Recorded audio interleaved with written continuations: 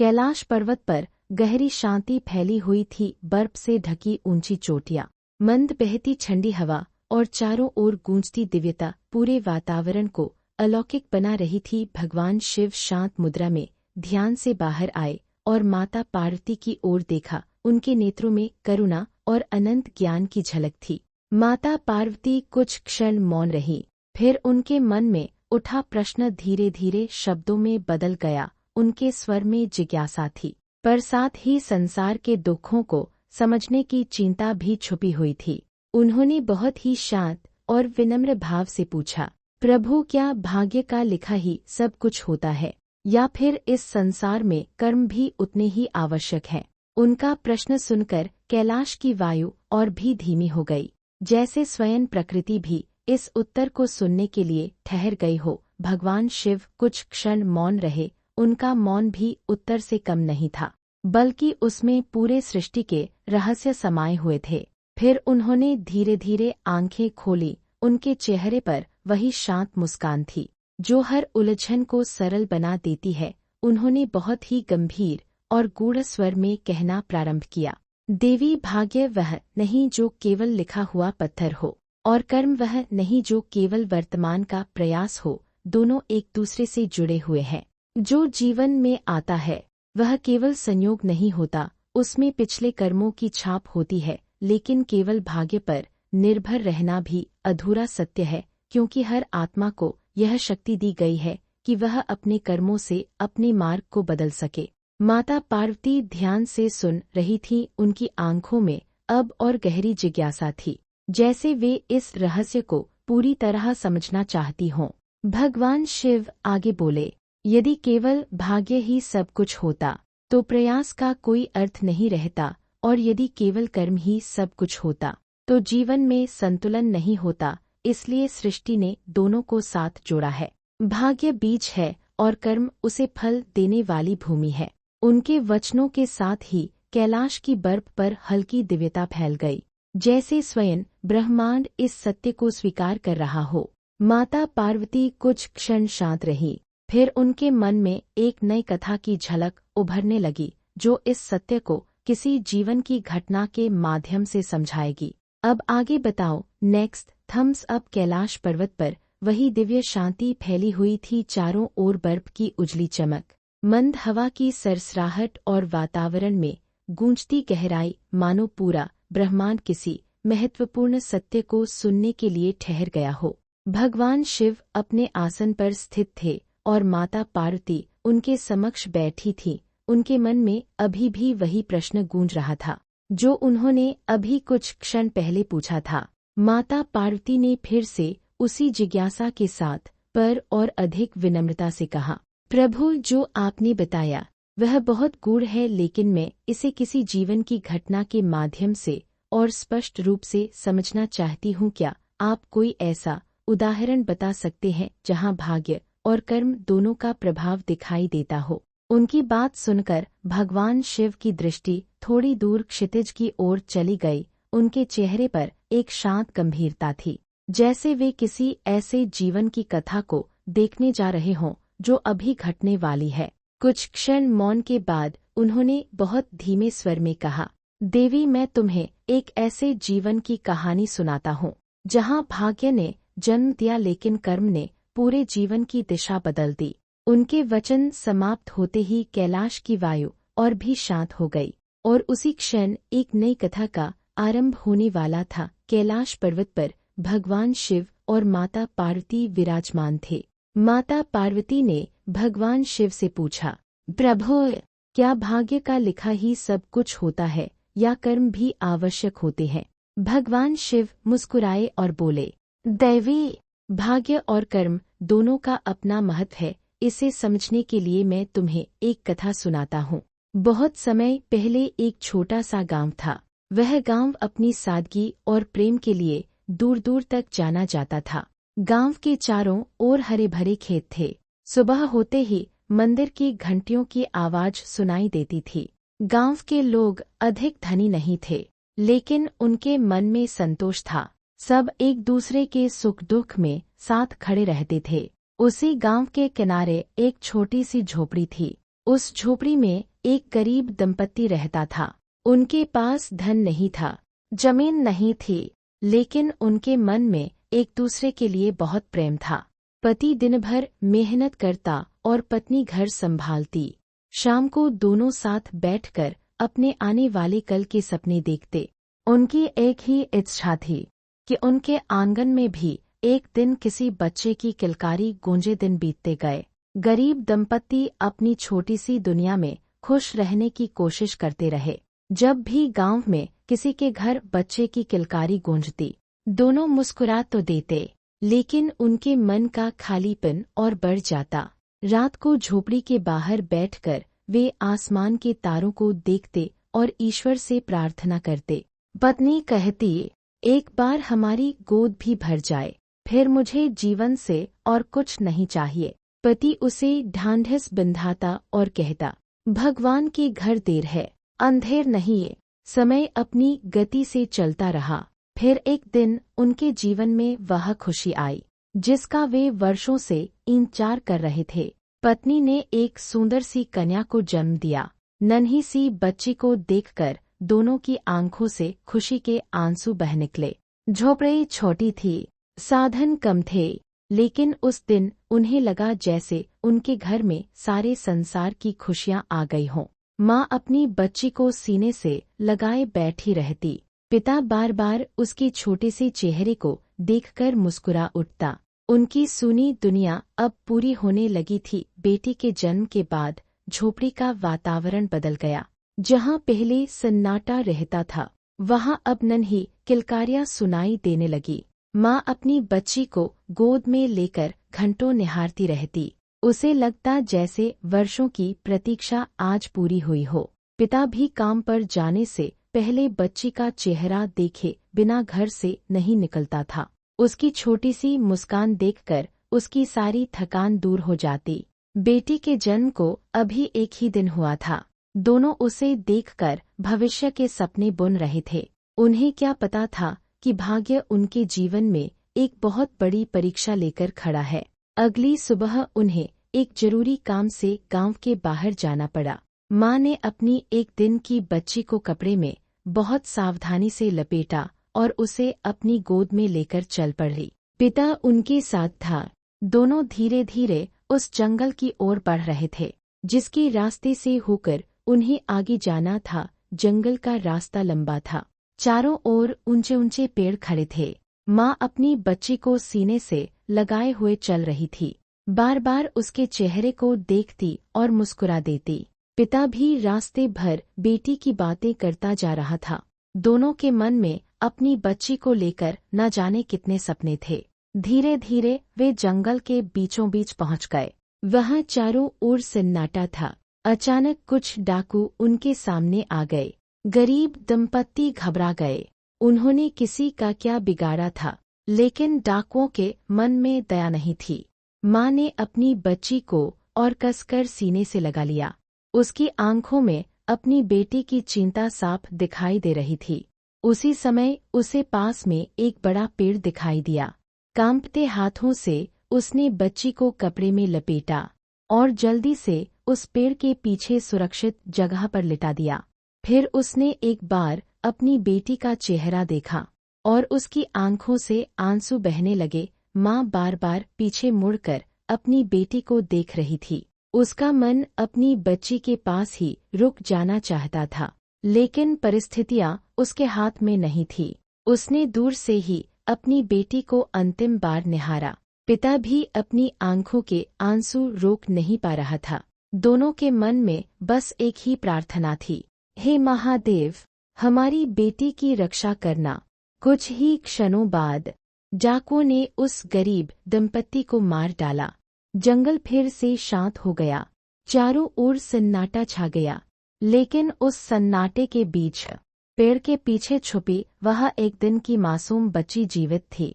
कुछ देर तक वह शांत रही, फिर धीरे धीरे रोने लगी। उसकी छोटी सी आवाज उस सुनसान जंगल में गूंजने लगी। उसे नहीं पता था कि उसके माँ बाप अब इस संसार में नहीं रहे। वह तो बस अपनी माँ की गोद ढूंढ रही थी, और उसी पेड़ से थोड़ी ही दूरी पर एक बहुत पुराना शिवलिंग स्थापित था। वर्षों से वह शिवलिंग उसी स्थान पर विराजमान था, जैसे उस मासूम बच्ची पर अपनी मौन कृपा की छाया किए हुए हो। जंगल में समय धीरे धीरे बीत रहा था। नन्ही बच्ची लगातार रोए जा रही थी। कभी उसकी आवाज धीमी पड़ जाती, फिर वह दोबारा रोने लगती। पेड़ के पीछे कपड़े में लिपटी वह बिल्कुल अकेली थी, लेकिन उस पुराने शिवलिंग के आसपास एक अजीब सी शांति थी। उसी दिन दूसरी ओर राज्य के राजा और रानी महल से बाहर निकले थे। उनके पास धन था, वैभव था, सम्मान था, लेकिन संतान का सुख नहीं था। वर्षों बीत चुके थे। कई मंदिरों में प्रार्थनाएं की थी, अनेक व्रत और पूजा की थी, फिर भी उनकी गोद सोनी थी। उस दिन दोनों मन को शांत करने के लिए जंगल की ओर निकल आए। चलते चलते रानी की नज़र पेड़ों के बीच दूर तक जाती रही। अचानक उनके कानों में किसी बच्चे के रोने की आवाज पड़ी। रानी ठिठक गईं। उन्होंने राजा की ओर देखा, फिर ध्यान से सुनने लगी। कुछ क्षण बाद वही आवाज फिर सुनाई दी। रानी बोली, महाराज, ऐसा लग रहा है जैसे कोई शिशु रो रहा है। राजा भी ध्यान से सुनने लगे। आवाज सचमुच किसी नन्हे बच्चे की थी। दोनों उस आवाज की दिशा में धीरे धीरे बढ़ने लगे। रानी का हृदय तेजी से धड़कने लगा। वह बार बार उस आवाज की दिशा में देखने लगी। जैसे जैसे वे आगे बढ़ रहे थे, रोने की आवाज और स्पष्ट सुनाई देने लगी।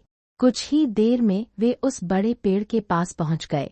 रानी ने इधर-उधर देखा, फिर उनकी नज़र पेड़ के पीछे पड़ी। वहां एक नन्ही सी बच्ची कपड़े में लिपटी हुई रो रही थी। रानी तुरंत उसके पास बैठ गईं। उन्होंने कांपते हाथों से बच्ची को उठाया। बच्ची रोए जा रही थी। रानी ने उसे सीने से लगा लिया। कुछ ही क्षणों में बच्ची का रोना धीमा पड़ने लगा। राजा भी उनके पास आकर खड़े हो गए। दोनों उस मासूम चेहरे को देखते रह गए। तभी राजा की नज़र पास ही स्थित पुराने शिवलिंग पर पड़ी। उन्होंने आश्चर्य से शिवलिंग की ओर देखा। रानी ने भी उधर देखा। दोनों कुछ क्षण मौन खड़े रहे, फिर उनके हाथ अपने आप जुड़ गए। उनकी आंखों में आंसू थे। वे उस शिवलिंग को निहारते रहे और उनके मन में एक ही भाव उठ रहा था कि यह सब महादेव की इच्छा के बिना संभव नहीं था। रानी बच्ची को सीने से लगाए खड़ी थी। उनकी आंखों से आंसू लगातार बह रहे थे। वर्षों से सूनी पड़ी गोद में आज पहली बार किसी बच्चे का स्पर्श था। वे उस मासूम चेहरे को बार बार देख रही थी, मानो उन्हें विश्वास ही नहीं हो रहा था कि यह सब सच है। राजा ने शिवलिंग के सामने हाथ जोड़ दिए। भावुक होकर बोले, हे महादेव, यदि यह आपकी कृपा है तो हम इस उपहार को जीवनभर संभाल कर रखेंगे। रानी भी शिवलिंग के सामने झुक गईं। उन्होंने बच्ची को अपनी गोद में और कसकर लगा लिया। कुछ देर तक दोनों वहीं खड़े रहे। फिर राजा ने कहा, महारानी, अब इसे यहाँ नहीं छोड़ सकते। रानी ने तुरंत सिर हिला दिया, जैसे उनके मन ने उसी क्षण इस बच्ची को अपना लिया हो। राजा ने रथ बुलवाया। रानी पूरे रास्ते बच्ची को गोद में लिए बैठी रहीं। वे बार बार उसके सिर पर हाथ फेरती, कभी उसके छोटे छोटे हाथों को देखती, कभी उसके चेहरे को निहारती, और पहली बार उनके चेहरे पर माँ बनने की शांति दिखाई दे रही थी। धीरे धीरे रथ जंगल से निकलकर महल की ओर बढ़ने लगा। सूरज ढलने लगा था। रथ धीरे धीरे महल के मुख्य द्वार पर पहुंचा। महल के सेवक और सैनिक राजा रानी को देखकर स्वागत के लिए खड़े हो गए, लेकिन आज सबकी नज़र रानी की गोद पर थी। रानी अपनी गोद में उस नन्ही बच्ची को संभाले हुए थी। सेवक एक दूसरे को देखने लगे। उन्हें समझ नहीं आ रहा था कि यह बच्ची कौन है। राजा रथ से उतरे, फिर बहुत सावधानी से रानी को उतरने में सहारा दिया। रानी ने बच्ची को अपनी गोद से एक पल के लिए भी अलग नहीं किया। धीरे धीरे वे महल के भीतर पहुंचे। रानी सीधे अपने कक्ष में गईं। उन्होंने बच्ची को एक नरम बिस्तर पर लिटाया, लेकिन कुछ ही क्षण बाद फिर उसे गोद में उठा लिया। उनका मन उसे अपने से दूर रखने का ही नहीं हो रहा था। राजा भी वहीं बैठे रहे। दोनों की नज़र बार बार बच्ची पर चली जाती। कुछ देर बाद बच्ची ने अपनी छोटी सी आंखें खोली। रानी के चेहरे पर मुस्कान आ गई। उन्होंने धीरे से उसके माथे को चूमा। राजा यह दृश्य देखते रहे। वर्षों से जिस खुशी की प्रतीक्षा थी, आज वह उनके सामने थी। उस रात महल का वातावरण कुछ अलग ही था। राजा अपने कक्ष में जाने के बजाय वहीं बैठे रहे। रानी भी बच्ची को गोद में लेकर उसके पास ही बैठी थी।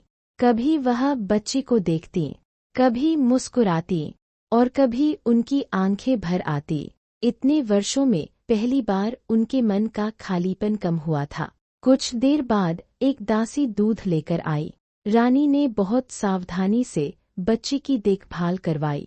उनकी नज़र एक पल के लिए भी उस पर से नहीं हट रही थी। राजा मुस्कुराकर बोले, महारानी, लगता है अब आपको किसी और की याद ही नहीं रहेगी।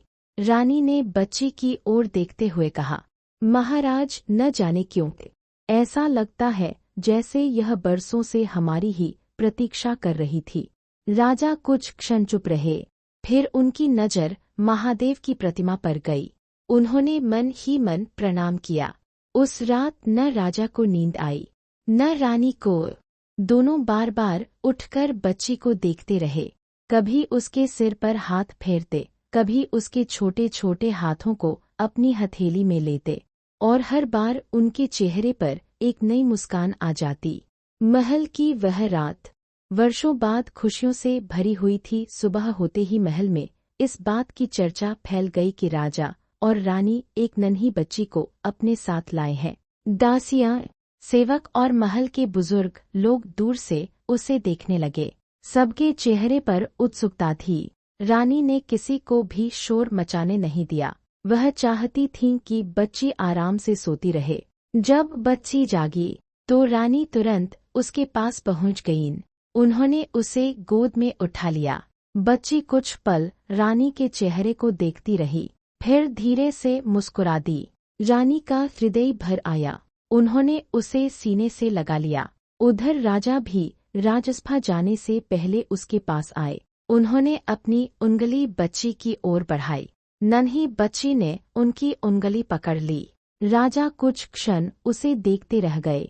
उनके चेहरे पर ऐसी खुशी थी जो वर्षों से कहीं खो गई थी। उस दिन राजसभा में भी उनका मन नहीं लगा। बार बार उन्हें वही नन्हा चेहरा याद आता रहा। शाम होते ही वे जल्दी वापस महल लौट आए, जैसे कोई पिता अपनी बेटी से मिलने की जल्दी में हो। और रानी, वह तो पूरे दिन बच्ची को अपनी गोद में लेकर उससे बातें करती रही। भले ही बच्ची कुछ समझ नहीं सकती थी, लेकिन रानी को लगता था कि वह उनकी हर बात सुन रही है। दिन धीरे धीरे बीतने लगे। अब महल का हर दिन उस नन्ही बच्ची के साथ शुरू होता था। सुबह सबसे पहले रानी उसके पास जाती। उसका चेहरा देखते ही उनके चेहरे पर मुस्कान आ जाती। बच्ची भी अब रानी की आवाज पहचानने लगी थी। रानी जैसे ही उसे गोद में उठाती, वह शांत हो जाती। राजा भी प्रतिदिन उसके पास कुछ समय अवश्य बिताते। राजकार्य कितना भी महत्वपूर्ण क्यों न हो, लेकिन अब उनके दिन का सबसे प्रिय समय वही था। एक दिन राजा बच्ची के पास बैठे थे। नन्ही बच्ची ने अपने छोटे छोटे हाथ आगे बढ़ाए। राजा ने उसे अपनी गोद में उठा लिया। बच्ची उनकी दाढ़ी पकड़कर खेलने लगी। यह देखकर रानी हंस पड़ी। राजा भी मुस्कुरा उठे। कई वर्षों बाद महल में ऐसी हंसी सुनाई दे रही थी। उस दिन शाम को राजा ने रानी से कहा, महारानी, अब हमें इसका नाम भी रखना चाहिए। रानी ने बच्ची को प्यार से देखा, फिर बोली, हाँ महाराज, अब यह केवल महल की बच्ची नहीं रही, यह हमारी बेटी है। रानी की बात सुनकर राजा की आंखें नम हो गईं।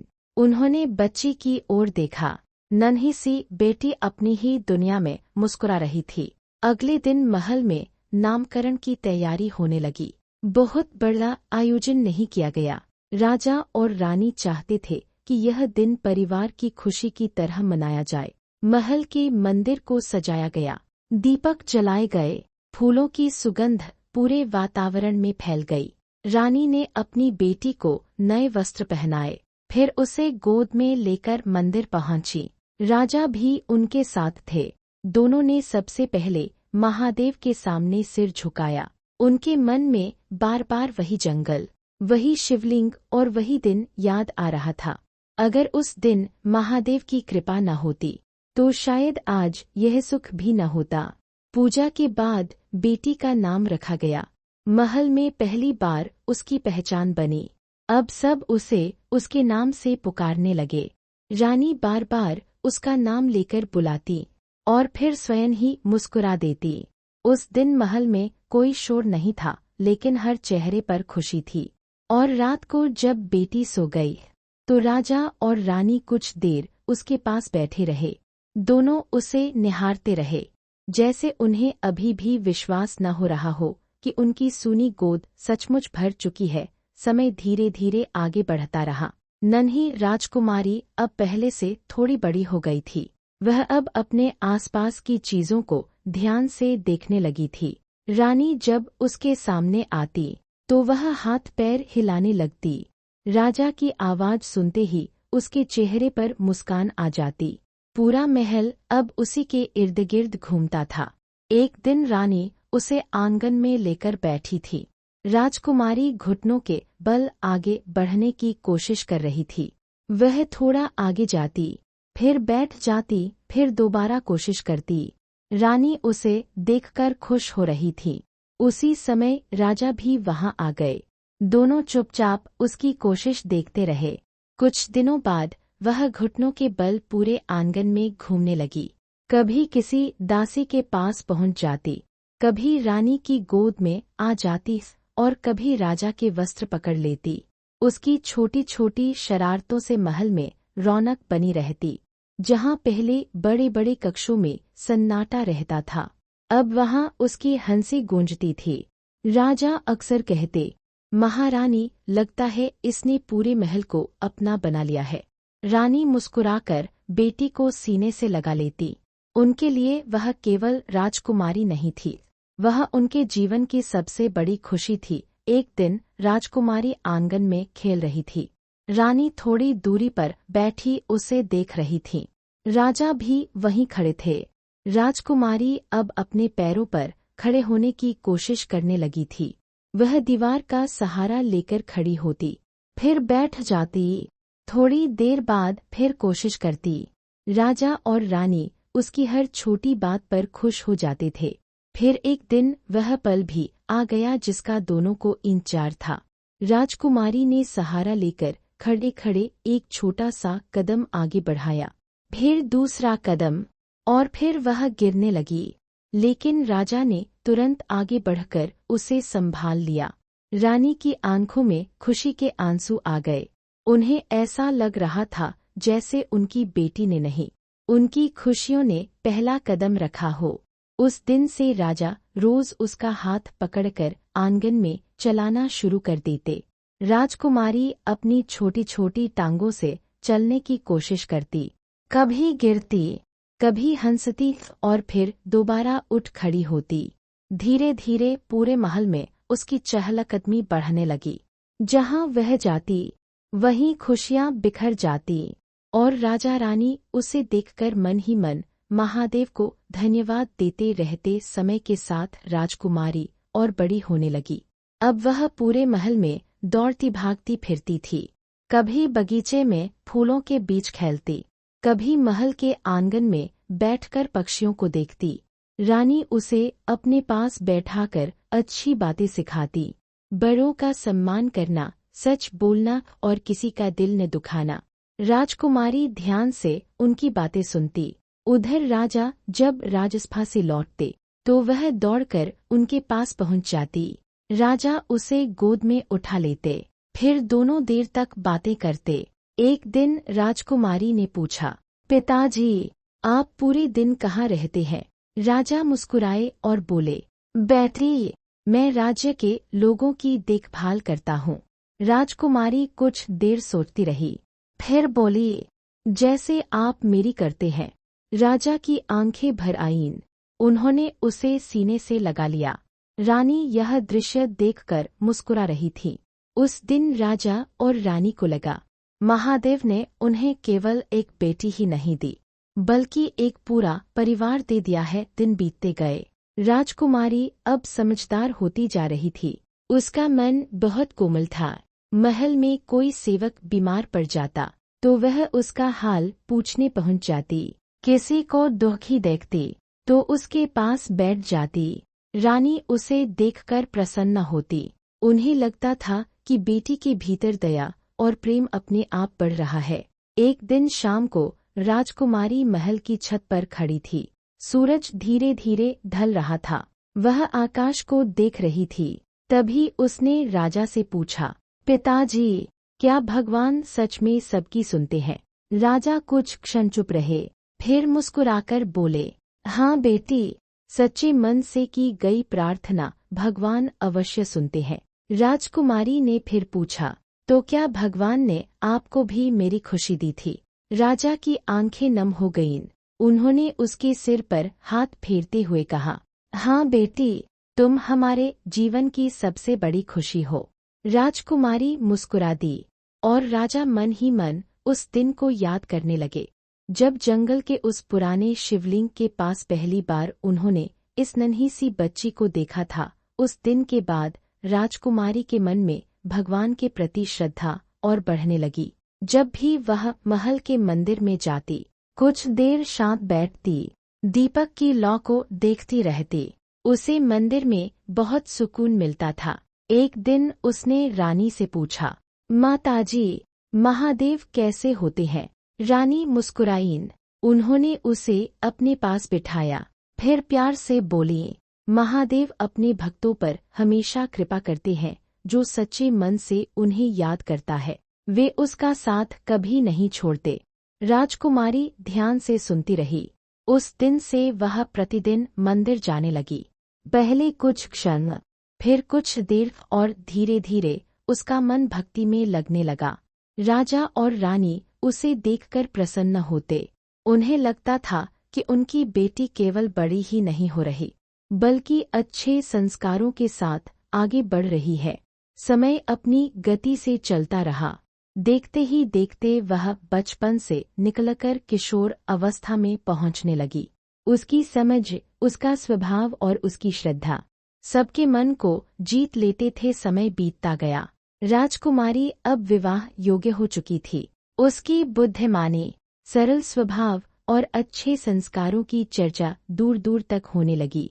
राजा और रानी अपनी बेटी को देखकर प्रसन्न होते, लेकिन अब उनके मन में एक नई चिंता भी रहने लगी थी। एक शाम राजा और रानी महल के बगीचे में बैठे थे। राजकुमारी मंदिर में पूजा करने गई हुई थी। रानी उसे दूर से देख रही थी, फिर धीरे से बोली, महाराज, पता ही नहीं चला हमारी बेटी इतनी बड़ी कब हो गई। राजा मुस्कुरा तो दिए, लेकिन उनके चेहरे पर हल्की उदासी भी थी। उन्होंने कहा, सच कह रही है महारानी, कल तक जो मेरी उंगली पकड़कर चलती थी, आज उसके विवाह के बारे में सोचना पड़ रहा है। कुछ देर दोनों मौन रहे, फिर रानी बोली, अब हमें उसके लिए एक योग्य वर की तलाश शुरू कर देनी चाहिए। राजा ने सहमति में सिर हिलाया, लेकिन उनके मन में एक ही बात थी, उनकी बेटी जहाँ भी जाए उसे वही प्रेम मिले जो उसे इस महल में मिला था। अगले ही दिन राजा ने अपने विश्वस्त मंत्रियों को बुलाया। उन्होंने कहा, हमें अपनी पुत्री के लिए ऐसा वर चाहिए जो केवल कुल और वैभव से नहीं, बल्कि संस्कारों से भी श्रेष्ठ हो। मंत्री आदेश लेकर निकल पड़े और राजा रानी प्रतीक्षा करने लगे कि उनकी बेटी के लिए कैसा घर और कैसा जीवन साथी महादेव ने चुनकर रखा है। कई राज्यों में संदेश भेजे गए, अनेक राजपरिवारों से प्रस्ताव आने लगे। मंत्री समय समय पर जानकारी लेकर महल लौटते। राजा सबकी बातें ध्यान से सुनते, लेकिन हर बार उनके मन को पूरी संतुष्टि नहीं मिलती। किसी के पास वैभव बहुत था, लेकिन संस्कार नहीं। कोई वीर था, लेकिन स्वभाव में अहंकार था। राजा जल्दी निर्णय नहीं लेना चाहते थे। उधर रानी भी महादेव से प्रार्थना करती, हे महादेव, हमारी बेटी को ऐसा घर देना जहां उसे सम्मान और प्रेम मिले। दिन बीतते गए। फिर एक दिन राज्य का एक विश्वस्त मंत्री दूर के एक राज्य से लौट कर आया। उसके चेहरे पर संतोष दिखाई दे रहा था। उसने राजा को प्रणाम किया और बोला, महाराज, मैंने एक ऐसे राजकुमार को देखा है जो विनम्र है, धर्मप्रिय है और अपने माता पिता का बहुत सम्मान करता है। राजा ध्यान से उसकी बातें सुनने लगे। मंत्री ने आगे कहा, वह प्रजा से भी बहुत प्रेम करता है, राज्य के लोग भी उसका आदर करते हैं। यह सुनकर राजा के मन में आशा जगी। उस शाम राजा ने यह बात रानी को बताई। रानी ने शांत स्वर में कहा, यदि वह सचमुच संस्कारी है तो हमें उसके बारे में और जानकारी लेनी चाहिए।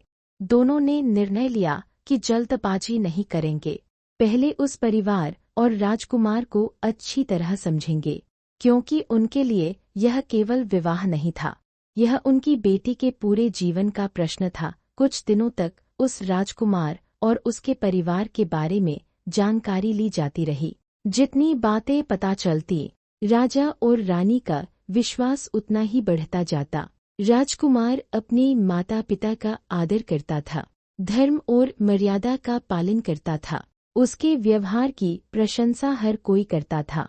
यह सब सुनकर राजा और रानी के मन को संतोष मिलने लगा। एक दिन दोनों ने राजकुमारी को अपने पास बुलाया। राजकुमारी आदरपूर्वक आकर उनके सामने बैठ गई। राजा कुछ क्षण उसे देखते रहे, फिर बोले, बेटी, हमने तुम्हारे लिए एक योग्य वर की तलाश शुरू की है। राजकुमारी ने शांत भाव से सिर झुका लिया। रानी ने उसका हाथ अपने हाथ में ले लिया, फिर प्यार से बोली, हम वही निर्णय करेंगे जिसमें तुम्हारी खुशी हो। राजकुमारी ने दोनों की ओर देखा, उसकी आंखों में विश्वास था। वह बोली, माताजी, पिताजी, आपने बचपन से मेरे लिए जो भी किया है वह हमेशा मेरे हित के लिए किया है। मुझे आपके निर्णय पर पूरा भरोसा है। उसकी बात सुनकर राजा और रानी भावुक हो गए। उन्हें लगा कि उनकी बेटी सचमुच संस्कारों में बड़ी हुई है। उसी रात तीनों ने महल के मंदिर में जाकर महादेव को प्रणाम किया और प्रार्थना की कि आने वाला निर्णय सबके जीवन में सुख और शांति लेकर आए। कुछ समय बाद दोनों राजपरिवारों की भेंट का दिन निश्चित हुआ। राजा, रानी और राजकुमारी दूसरे राज्य पहुंचे। उधर से भी राजकुमार अपने माता पिता के साथ उपस्थित था। दोनों परिवारों ने एक दूसरे का आदरपूर्वक स्वागत किया। राजकुमारी ने पहली बार राजकुमार को देखा। राजकुमार ने भी विनम्रता से सिर झुकाकर उसका अभिवादन किया। बातचीत का सिलसिला शुरू हुआ। राजा और रानी ध्यान से सब देख रहे थे। उन्हें सबसे अधिक खुशी इस बात की थी कि राजकुमार के व्यवहार में अहंकार नहीं था।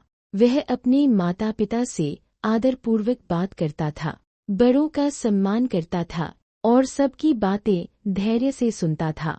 कुछ देर बाद राजकुमार की माता ने राजकुमारी से बात की। राजकुमारी ने भी बहुत विनम्रता और सम्मान के साथ उत्तर दिए। दोनों परिवारों के मन में एक दूसरे के प्रति सम्मान बढ़ने लगा। जब मुलाकात समाप्त हुई तो लौटते समय रानी के चेहरे पर संतोष था। उन्होंने धीरे से राजा से कहा, महाराज, मुझे लगता है हमारी बेटी उस घर में सुखी रहेगी। राजा ने भी सहमति में सिर हिलाया। उस रात दोनों ने महादेव को याद किया। उन्हें लग रहा था कि जिस बेटी को महादेव ने उनके जीवन में भेजा था, अब उसके लिए भी महादेव ने एक सुंदर मार्ग तैयार कर दिया है। कुछ दिनों बाद दोनों परिवारों ने विवाह के लिए अपनी सहमति दे दी। यह समाचार सुनकर महल में खुशी का वातावरण छा गया। रानी ने सबसे पहले महादेव के मंदिर में दीपक जलाया। राजा ने भी हाथ जोड़कर महादेव को प्रणाम किया। उधर राजकुमारी शांत बैठी सब देख रही थी। उसके मन में खुशी भी थी और अपने माता पिता से बिछड़ने का विचार भी। दिन बीतते गए। महल में विवाह की तैयारियां शुरू हो गईं। नई पोशाकें बनवाई जाने लगी। महल को सजाया जाने लगा। रिश्तेदार और अतिथि आने लगे। जहाँ कभी राजकुमारी की किलकारियां गूंजती थीं, वहीं अब उसके विवाह की बातें हो रही थी। एक शाम रानी राजकुमारी के कक्ष में गईं। राजकुमारी खिड़की के पास बैठी थी। रानी उसके पास जाकर बैठ गईं। कुछ देर दोनों चुप रहीं। फिर रानी ने उसके सिर पर हाथ फेरते हुए कहा, बैठिए। आज भी मुझे वह दिन याद है जब मैंने तुम्हें पहली बार अपनी गोद में लिया था। राजकुमारी ने रानी का हाथ पकड़ लिया। उसकी आंखें भी नम हो गईं। रानी बोली, पता ही नहीं चला कब मेरी नन्ही सी बेटी इतनी बड़ी हो गई। दोनों एक दूसरे को देखती रहीं और उस शाम माँ बेटी की आंखों में शब्दों से ज्यादा भाव थे। विवाह का दिन धीरे धीरे पास आने लगा। महल में हर ओर तैयारियां चल रही थी, लेकिन राजा और रानी का मन बार बार अपनी बेटी के पास चला जाता। एक दिन राजा राजकुमारी के कक्ष में गए। वह फूलों की माला बना रही थी। राजा उसके पास बैठ गए। कुछ देर तक दोनों चुप रहे। फिर राजा बोले, बैठिए। क्या तुम्हें याद है जब तुम छोटी थी तो पूरे महल में दौड़ती रहती थी? राजकुमारी मुस्कुरा दी। उसे अपना बचपन याद आ गया। राजा ने आगे कहा, तुम्हारी हंसी से यह महल गूंजता था। जब मैं राजसभा से लौटता था तो सबसे पहले तुम्हें ढूंढता था। राजकुमारी की आंखें भर आईं। उसने धीरे से अपना सिर राजा के कंधे पर रख दिया। राजा ने उसके सिर पर हाथ फेरते हुए कहा, जहाँ भी रहो हमेशा खुश रहना, यही हमारी सबसे बड़ी इच्छा है। उसी समय रानी भी वहां आ गईं। तीनों कुछ देर साथ बैठे रहे। किसी के पास कहने के लिए बहुत कुछ था, लेकिन शब्द बहुत कम पड़ रहे थे, क्योंकि विवाह की खुशी के साथ साथ विदाई का समय भी अब धीरे धीरे निकट आ रहा था। आखिर वह शुभ दिन आ गया। पूरा महल दीपों और फूलों से सजा हुआ था। चारों ओर मंगल गीत गूंज रहे थे। अतिथि दूर दूर से आ चुके थे। राजा और रानी हर व्यवस्था का ध्यान रख रहे थे, लेकिन उनकी नज़र बार बार अपनी बेटी पर चली जाती। राजकुमारी विवाह के वस्त्रों में बहुत सुंदर लग रही थी। उसे देखकर रानी की आंखें भर आईं। उन्हें वही नन्ही सी बच्ची याद आ रही थी, जिसे उन्होंने वर्षों पहले जंगल से अपनी गोद में उठाया था। कुछ समय बाद बारात महल पहुंची। राजकुमार अपने परिवार के साथ आया। दोनों परिवारों ने एक दूसरे का आदरपूर्वक स्वागत किया। विवाह की सभी रस्में विधि विधान से संपन्न होने लगी। राजकुमारी और राजकुमार ने अग्नि के समक्ष एक दूसरे का साथ निभाने का संकल्प लिया। राजा और रानी हाथ जोड़कर यह सब देखते रहे।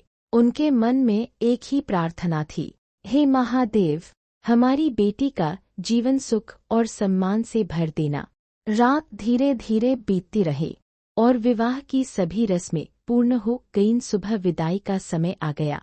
महल का वही आंगन जहां कभी राजकुमारी ने पहला कदम रखा था, आज उसे विदा करने के लिए खड़ा था। राजकुमारी की आंखें नम थीं। रानी उसे बार बार देख रही थी, मानो उनकी आंखें अपनी बेटी की हर छवि को अपने मन में सहेज लेना चाहती हों। विदाई से पहले राजकुमारी ने राजा और रानी के चरण स्पर्श किए। रानी उसे गले लगाकर रो पड़ी। वर्षों का स्नेह उस एक पल में आंसुओं बनकर बह निकला। राजकुमारी भी स्वयं को रोक नहीं पाई। उसने रानी को कसकर पकड़ लिया। फिर वह राजा के पास गई। राजा ने उसके सिर पर हाथ रखा। कुछ क्षण तक वे कुछ बोल ही नहीं पाए। फिर धीमे स्वर में बोले, बैठिए। जहाँ भी रहो अपने संस्कार कभी मत छोड़ना। राजकुमारी ने आंसू भरी आंखों से सिर हिला दिया। कुछ देर बाद विदाई का समय हो गया। राजकुमारी रथ में बैठ गई। रथ धीरे धीरे आगे बढ़ने लगा। राजा और रानी वहीं खड़े रहे जब तक रथ उनकी आंखों से ओझल नहीं हो गया। दोनों उसे देखते रहे। महल वही था, लेकिन आज पहली बार उन्हें वह थोड़ा खाली खाली सा लग रहा था। ससुराल में कुछ समय सुखपूर्वक बीत गया। एक दिन राजकुमारी अपने पति के साथ मायके आई। राजा और रानी उसे देखकर बहुत प्रसन्न हुए। महल फिर से पहले की तरह खिल उठा। रानी बार बार उसे अपने पास बिठाती। राजा भी उससे देर तक बातें करते। एक शाम राजकुमारी महल के बगीचे में टहल रही थी। तभी उसकी नज़र कुछ सेवकों पर पड़ी। वे आपस में धीरे धीरे बातें कर रहे थे। एक सेवक बोला, हमारी राजा सचमुच बहुत दयालु है। दूसरा बोला, हाँ, सोचो, यह उनकी अपनी बेटी भी नहीं है, फिर भी उन्होंने इसके लिए कितना कुछ किया। तीसरा बोला, जंगल से मिली उस बच्ची को राजकुमारी बनाकर पाला पढ़ाया, इतना प्रेम दिया और फिर इतने सम्मान से उसका विवाह भी किया। राजकुमारी के कदम वहीं रुक गए। उसने यह सब पहली बार सुना था। उसका चेहरा एकदम शांत हो गया। वह कुछ पल वहीं खड़ी रही। उसे लगा जैसे उसके आसपास की सारी आवाजें धीमी पड़ गई हों। उसके मन में एक ही बात गूंज रही थी, क्या मैं उनकी अपनी बेटी नहीं हूँ? कुछ देर बाद वह धीरे धीरे वहां से लौट गई। उसकी आंखों में प्रश्न थे और हृदय में एक अनजानी हलचल। उस रात राजकुमारी बहुत देर तक सो नहीं सकी। वह अपने कक्ष में बैठी बचपन की एक एक बात याद करती रही। कैसे रानी ने उसे अपनी गोद में खिलाया था, कैसे राजा उसकी उंगली पकड़कर चलाया करते थे, कैसे उसकी छोटी सी खुशी के लिए पूरा महल खुश हो जाता था। धीरे धीरे उसे सब समझ में आने लगा। उसके मन में कोई दुख नहीं था, कोई शिकायत नहीं थी, बल्कि उसके हृदय में अपने माता पिता के लिए सम्मान और भी बढ़ गया था। वह सोचने लगी, जिन लोगों ने मुझे जन्म दिया उनका ऋण मैं कभी नहीं चुका सकती, लेकिन जिन्होंने मुझे अनाथ होने के बाद अपना नाम, अपना घर, अपना प्यार और अपना जीवन दिया, उनका उपकार भी कभी नहीं भूल सकती। उसकी आंखों से आंसू बहने लगे, लेकिन ये आंसू दुख के नहीं थे, ये कृतज्ञता के आंसू थे। अगली सुबह वह सबसे पहले राजा और रानी के पास पहुंची। दोनों उसे देखकर मुस्कुरा दिए। राजकुमारी ने बिना कुछ कहे उनके चरण स्पर्श किए, फिर उनके पास बैठ गई। उस दिन वह बार बार उनकी छोटी छोटी बातों का ध्यान रखती रही। कभी रानी को पानी लाकर देती, कभी राजा के पास बैठकर उनका हाल पूछती। राजा और रानी को उसकी बदली हुई भावनाएं महसूस हो रही थी, लेकिन वे कारण नहीं जानते थे। उधर राजकुमारी के मन में एक ही भाव था, महादेव ने मुझे जन्म देने वाले माता पिता तो एक दिन के लिए दिए थे, लेकिन जीवन देने वाले माता पिता जीवन भर के लिए दिए हैं। उस दिन से उसके मन में राजा और रानी के लिए प्रेम, आदर और सम्मान पहले से कहीं अधिक बढ़ गया। वह उन्हें केवल अपने माता पिता नहीं, महादेव का दिया हुआ सबसे बड़ा आशीर्वाद मानने लगी। कुछ दिन मायके में बिताने के बाद राजकुमारी वापस अपने ससुराल लौट गई, लेकिन अब उसके मन में एक नया भाव बस गया था। वह जब भी अपने माता पिता को याद करती, उसकी आंखों के सामने जंगल का वह दृश्य आ जाता। एक दिन की मासूम बच्ची और फिर राजा रानी का उसे अपने हृदय से लगा लेना। अब उसे समझ आ गया था कि सच्चा रिश्ता केवल जन्म से नहीं बनता, प्रेम, त्याग और पालन पोषण से भी बनता है। ससुराल में उसका सम्मान पहले से भी अधिक बढ़ने लगा। वह सबके साथ प्रेम से रहती, बड़ों की सेवा करती और प्रतिदिन महादेव की पूजा करती। सुबह सुबह वह शिवलिंग पर जल चढ़ाती और प्रार्थना करती, हे महादेव, जैसे आपने मेरे माता पिता के जीवन को खुशियों से भर दिया, वैसे ही उन्हें हमेशा सुखी रखना। उधर राजा और रानी का जीवन भी शांति से बीत रहा था। बेटी की खुशियों की खबर जब जब महल पहुंचती, दोनों का हृदय संतोष से भर जाता। उन्हें लगता था कि महादेव ने उनकी सूनी गोद भरकर केवल एक बेटी नहीं दी, बल्कि उनके पूरे जीवन को अर्थ दे दिया। वर्षों बाद भी जब वे महल के आंगन में बैठते, तो उन्हें अपनी बेटी के बचपन की हंसी सुनाई देती और दोनों मुस्कुराकर महादेव को प्रणाम कर देते। समय बीतता गया। राजकुमारी की महादेव के प्रति भक्ति दिन प्रतिदिन बढ़ती गई। वह चाहे मायके में हो या ससुराल में, हर दिन महादेव का स्मरण अवश्य करती। एक दिन वह अपने पति के साथ महादेव के मंदिर गई। पूजा के बाद वह कुछ देर शिवलिंग के सामने शांत बैठी रही। उसके मन में बार बार अपने माता पिता का चेहरा आ रहा था। वह सोच रही थी, यदि उस दिन महादेव की कृपा न होती तो आज न यह जीवन होता, न यह परिवार, न यह सुख है। उसकी आंखें नम हो गईं। उसने हाथ जोड़कर प्रार्थना की, हे महादेव, मेरे माता पिता को सदा सुखी रखना। उन्होंने मुझे जन्म नहीं दिया, लेकिन मुझे जीवन दिया है। उधर राजा और रानी भी अब पहले की तरह चिंताओं में नहीं रहते थे। उनका जीवन संतोष से भर चुका था। जब भी वे अपनी बेटी को उसके परिवार के साथ प्रसन्न देखते, उनका हृदय कृतज्ञता से भर जाता। एक शाम दोनों महल के मंदिर में बैठे थे। दीपक की लौ शांत जल रही थी। राजा ने महादेव की मूर्ति की ओर देखकर कहा, महारानी, उस दिन जंगल में मिली वह बच्ची हमारे जीवन की सबसे बड़ी दौलत बन गई। रानी की आंखें भर आईं। उन्होंने हाथ जोड़ लिए। दोनों के मन में एक ही भाव था। महादेव ने उनकी सूनी गोद ही नहीं भरी थी, उन्होंने उनके पूरे जीवन को खुशियों से भर दिया था। वर्ष धीरे धीरे बीतते गए। समय के साथ राजा और रानी वृद्ध हो गए। उनके बाल सफेद हो चुके थे। चेहरे पर उम्र की रेखाएं दिखाई देने लगी थीं, लेकिन उनके मन में वही शांति और संतोष था। अब वे राजकार्य से दूर अधिक समय महादेव की भक्ति में बिताने लगे थे। सुबह मंदिर जाते, महादेव के सामने दीपक जलाते और अपनी बेटी तथा उसके परिवार के सुख की प्रार्थना करते। उधर राजकुमारी भी समय समय पर उनसे मिलने आती रहती। जब भी वह महल आती, वृद्ध रानी का हाथ पकड़कर उनके पास बैठ जाती।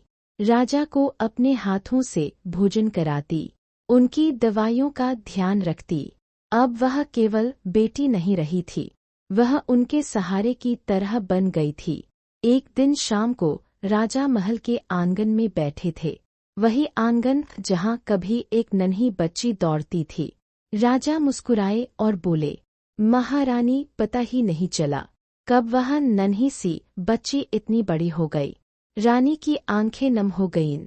उन्होंने कहा, और पता ही नहीं चला कब हमारा पूरा जीवन उसकी यादों से भर गया। दोनों कुछ देर चुप रहे, फिर उनकी नज़र महल के मंदिर की ओर गई, जहां महादेव की ज्योति शांत जल रही थी। दोनों ने हाथ जोड़ लिए। उनके मन में अब कोई इच्छा शेष नहीं थी, क्योंकि जिस संतान सुख के लिए उन्होंने वर्षों प्रार्थना की थी, महादेव ने उन्हें उससे कहीं अधिक दे दिया था। एक दिन राजकुमारी फिर अपने मायके आई। अब राजा और रानी वृद्ध हो चुके थे। राजकुमारी उनके पास बैठी थी। कुछ देर तक तीनों पुरानी बातें करते रहे। फिर अचानक राजकुमारी उठी। उसने राजा और रानी के सामने हाथ जोड़ दिए। यह देखकर दोनों चौंक गए।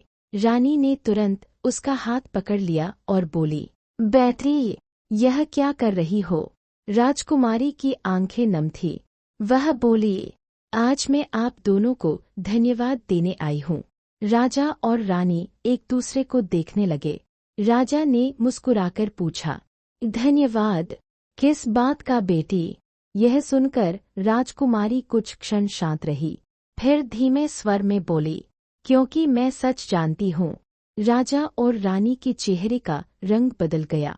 उनकी आंखों में आश्चर्य उतर आया। राजकुमारी ने आगे कहा, मुझे पता है, मैं आपकी जन्मी हुई बेटी नहीं हूँ। यह सुनते ही राजा और रानी की आंखें भर आईं। कई वर्षों से उन्होंने इस विषय पर कभी बात नहीं की थी। वे डरते थे कि कहीं यह सच सुनकर उनकी बेटी के मन को दुख न पहुँचे, लेकिन आज वही बेटी उनके सामने खड़ी थी। राजकुमारी उनके चरणों के पास बैठ गई। उसकी आंखों से आंसू बह रहे थे। वह बोली, जिस दिन मैंने यह बात सुनी, उस दिन से मेरे मन में आपके लिए सम्मान और बढ़ गया। जन्म देने वाले माता पिता महान होते हैं, लेकिन जीवन देने वाले माता पिता भी कम महान नहीं होते। आपने मुझे नाम दिया, घर दिया, संस्कार दिए और सबसे बढ़कर अपना प्रेम दिया। रानी अब अपने आंसू नहीं रोक पाईं। उन्होंने राजकुमारी को गले से लगा लिया। राजा की आंखों से भी आंसू बह निकले। वर्षों का प्रेम उस पल में आंसुओं के रूप में बह रहा था। राजकुमारी रोते हुए बोली, यदि उस दिन आप मुझे अपनी गोद में न उठाते तो मेरा जीवन कैसा होता मैं सोच भी नहीं सकती। मेरे लिए आप ही मेरे माता पिता हैं और हमेशा रहेंगे। यह सुनकर राजा ने कांपते हुए हाथ से उसके सिर पर हाथ रखा। उनकी आंखों में आंसू थे, लेकिन उन आंसुओं में दुख नहीं, एक पिता का गर्व और संतोष था। राजा, रानी और राजकुमारी का यह प्रेम देखकर माता पार्वती की आंखें भी नम हो गईं। उन्होंने भगवान शिव की ओर देखा और बोली, प्रभु, सचमुच प्रेम और पालन पोषण का बंधन कितना महान होता है। जन्म से बने रिश्ते ईश्वर देते हैं, लेकिन ऐसे रिश्ते तो त्याग और प्रेम से बनते हैं। भगवान शिव मंद मंद मुस्कुराए, फिर बोले, देवी, यही तो मैंने कहा था कि केवल भाग्य ही सब कुछ नहीं होता। उस बालिका के भाग्य में जन्म लेते ही माता पिता का वियोग लिखा था, लेकिन उस निसंतान राजा और रानी के कर्म, उनका प्रेम और उनका दयालु हृदय उसके जीवन का सहारा बन गए। माता पार्वती ध्यान से सुन रही थी। भगवान शिव आगे बोले, यदि उस दिन राजा और रानी उस रोती हुई बालिका को अनदेखा करके आगे बढ़ जाते तो भाग्य की दिशा कुछ और होती, लेकिन उन्होंने करुणा का कर्म चुना और उसी एक कर्म ने 3 जीवन बदल दिए। बालिका को माता पिता मिले, राजा और रानी को संतान सुख मिला और उनके जीवन में प्रेम, संतोष और खुशियां आ गईं। माता पार्वती के चेहरे पर संतोष था। उन्होंने कहा, अब मैं समझ गई प्रभु, भाग्य अवसर देता है, लेकिन कर्म उस अवसर को जीवन का वरदान बना देता है। भगवान शिव मुस्कुराए और बोले, देवी, जो मनुष्य दया, प्रेम और धर्म का मार्ग चुनता है, मैं स्वयं उसके मार्ग को सरल कर देता हूँ। कैलाश पर्वत पर फिर से शांति छा गई। माता पार्वती के प्रश्न का उत्तर उन्हें मिल चुका था और उस बालिका, राजा और रानी की कथा युगों तक यह संदेश देती रही कि सच्चा प्रेम रक्त से नहीं, हृदय से जुड़ता है और महादेव की कृपा जब मिलती है तो सूनी गोद भी भर जाती है और सूना जीवन भी। माता पार्वती ने भगवान शिव की ओर देखा और बोली, प्रभु, उस राजा और रानी ने उस बालिका को अपना सब कुछ दे दिया, लेकिन अंत में उन्हें क्या प्राप्त हुआ? भगवान शिव मुस्कुराए, फिर बोले, देवी, उन्हें वही मिला जिसकी उन्हें वर्षों से प्रतीक्षा थी।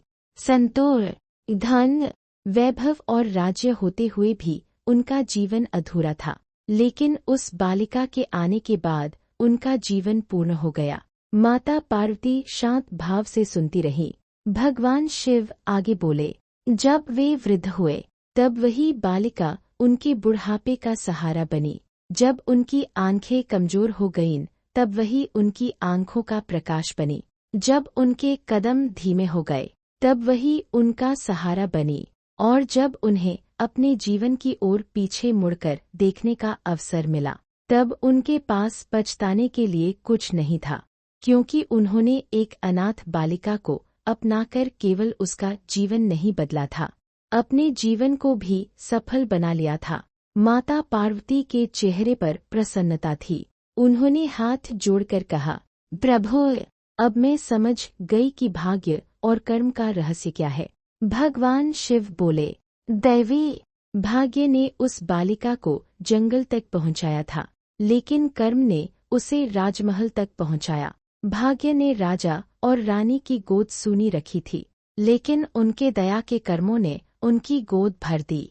इसीलिए मनुष्य को भाग्य पर विश्वास रखना चाहिए, लेकिन कर्म करना कभी नहीं छोड़ना चाहिए। यह कहकर भगवान शिव पुनः ध्यान में लीन हो गए और कैलाश पर्वत पर एक बार फिर दिव्य शांति छा गई। माता पार्वती ने भगवान शिव के चरणों में प्रणाम किया। अब उनके मन का प्रश्न पूरी तरह शांत हो चुका था। उन्होंने कहा, प्रभु, आज इस कथा से मुझे समझ आ गया कि जीवन में केवल जन्म का संबंध ही सबसे बड़ा नहीं होता। प्रेम, त्याग, सेवा और पालन पोषण भी रिश्तों को महान बना देते हैं। भगवान शिव मुस्कुराए और बोले, देवी, इस संसार में बहुत से लोग भाग्य को दोष देते हैं, लेकिन वे यह भूल जाते हैं कि ईश्वर मनुष्य को कर्म करने की शक्ति भी देता है। उस बालिका का भाग्य उसे जंगल में अकेला छोड़ गया था, लेकिन एक दयालु हृदय ने उसे परिवार दे दिया। राजा और रानी का भाग्य उन्हें संतान सुख से दूर रखे हुए था, लेकिन उनके अच्छे कर्मों ने उनकी सूनी गोद भर दी। इसलिए जो मनुष्य दया, प्रेम और धर्म का मार्ग चुनता है, उसका जीवन कभी व्यर्थ नहीं जाता। भगवान शिव कुछ क्षण मौन रहे, फिर बोले, देवी, उस राजा और रानी ने अपने जीवन के अंतिम दिनों तक महादेव का स्मरण किया। उनके हृदय में कोई अभाव नहीं था, कोई शिकायत नहीं थी, क्योंकि जिस सुख की उन्होंने वर्षों कामना की थी, उससे भी अधिक उन्हें प्राप्त हो चुका था। और वह बालिका जिसने एक दिन जंगल में अपनी माँ की गोद खो दी थी, वही आगे चलकर कई लोगों के जीवन में प्रेम, सम्मान और भक्ति का कारण बनी। माता पार्वती की आंखों में करुणा और प्रसन्नता दोनों थी। उन्होंने कहा, प्रभु, यह कथा सदैव लोगों को याद दिलाएगी कि सच्चे रिश्ते जन्म से नहीं, प्रेम से बनते हैं। भगवान शिव ने सहमति में सिर हिलाया। कैलाश पर्वत पर फिर से शांति छा गई। बर्फीली हवाएं बहने लगी और महादेव की मधुर मुस्कान जैसे संपूर्ण संसार को यह संदेश दे रही थी, जिस घर में प्रेम, दया, सेवा और संस्कार होते हैं, वहाँ ईश्वर की कृपा स्वयं निवास करती है। जो दूसरों के जीवन में खुशियाँ बांटता है, उसके जीवन को भी महादेव खुशियों से भर देते हैं। और जो अपने कर्मों को पवित्र रखता है, उसके लिए भाग्य भी एक दिन मुस्कुराता है। दोस्तों, इस कथा से हमें एक बहुत सुंदर सीख मिलती है। जीवन में हर रिश्ता केवल खून का रिश्ता नहीं होता। कुछ रिश्ते प्रेम, त्याग, सेवा और अपनापन से बनते हैं। उस नन्ही बालिका को जन्म देने वाले माता पिता तो उसे एक दिन के लिए मिले, लेकिन महादेव की कृपा से उसे ऐसे माता पिता मिले जिन्होंने उसे अपना नाम, अपना घर, अपना प्रेम और अपना पूरा जीवन दे दिया। राजा और रानी ने कभी यह नहीं सोचा कि वह उनकी अपनी संतान नहीं है। उन्होंने उसे पूरे मन से अपनाया। बदले में वही बालिका उनके जीवन की सबसे बड़ी खुशी बन गई। यही कारण है कि कहा जाता है कि सच्चा प्रेम कभी व्यर्थ नहीं जाता। जो प्रेम और दया हम दूसरों को देते हैं, वही किसी न किसी रूप में हमारे जीवन में वापस लौटता है। यह कथा हमें यह भी सिखाती है कि भाग्य चाहे जैसा भी हो, अच्छे कर्म उसकी दिशा बदल सकते हैं। जंगल में रोती हुई वह मासूम बच्ची यदि महादेव की कृपा और राजा रानी की दया न पाती, तो उसका जीवन कैसा होता कोई नहीं जानता। लेकिन एक दयालु निर्णय ने कई जीवनों को खुशियों से भर दिया। इसलिए अपने जीवन में कभी किसी जरूरतमंद, दुखी या असहाय व्यक्ति से मुंह मत मोड़े। कौन जानता है, किसी की सहायता करके आप स्वयं अपने जीवन का सबसे बड़ा पुण्य कमा ले। प्रेम बांटिए, सम्मान दीजिए, अपने माता पिता का आदर कीजिए और महादेव पर विश्वास रखिए। जब मनुष्य सच्चे मन से अच्छे कर्म करता है, तब महादेव उसकी राह में ऐसे चमत्कार करते हैं जिनकी उसने कभी कल्पना भी नहीं की होती। यदि आपको यह कथा अच्छी लगी हो, तो इसे श्रद्धा के साथ अपने परिवार और मित्रों तक अवश्य पहुंचाइए, ताकि यह सुंदर संदेश अधिक से अधिक लोगों तक पहुंचे। हर हर महादेव। ओम नमः शिवाय।